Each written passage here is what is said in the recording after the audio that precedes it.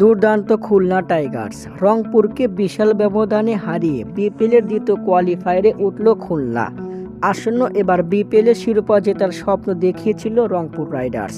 ভক্তদের স্বপ্ন ভঙ্গ করে বিপিএলের সেরা 4 থেকে শেষ করে 40 লক্ষ টাকা নিয়ে বিদায় নিল রংপুর রাইডার্স।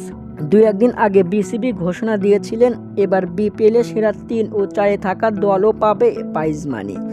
সেই ধারাবাহিকতায় 3 থাকা দল পাবে 60 লক্ষ টাকা ও 4 থাকা দল পাবে 40 লক্ষ টাকা। সেক্ষেত্রে রংপুর রাইডার্স 4 থেকে বিপিএল শেষ করায় বিসিবি তাদের হাতে 40 লক্ষ টাকার চেক তুলে দিলেন। বিপিএলের এলিমিনেটরে খুলনার বিপক্ষে পাত্তাই পেল না রংপুর রাইডার্স। দর্শক, টস জিতে আগে ব্যাট করার সিদ্ধান্ত নেয় রংপুর। প্রথমে ব্যাট করতে নেমে খুলনার ব্যাটিংয়ে ধস নামে রংপুরের। 16 ওভার 5 বলে মাত্র 85 রানে গুটিয়ে যায় রংপুর রাইডার্স।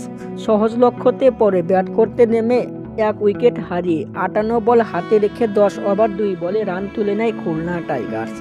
রংপুরকে 9 উইকেটে বিশাল ব্যবধানে হারিয়ে বিপিএলের দ্বিতীয় কোয়ালিফায়ারে উঠল খুলনা। আগামী 5ই ফেব্রুয়ারি বিপিএলের দ্বিতীয় কোয়ালিফায়ার। প্রথম কোয়ালিফায়ারে চট্টগ্রাম ও বরিশালের মধ্যে হারা দলের বিপক্ষে দ্বিতীয় কোয়ালিফায়ারে খেলবে খুলনা টাইগার্স। বিডি টাইমস, হৃদয় হাসান।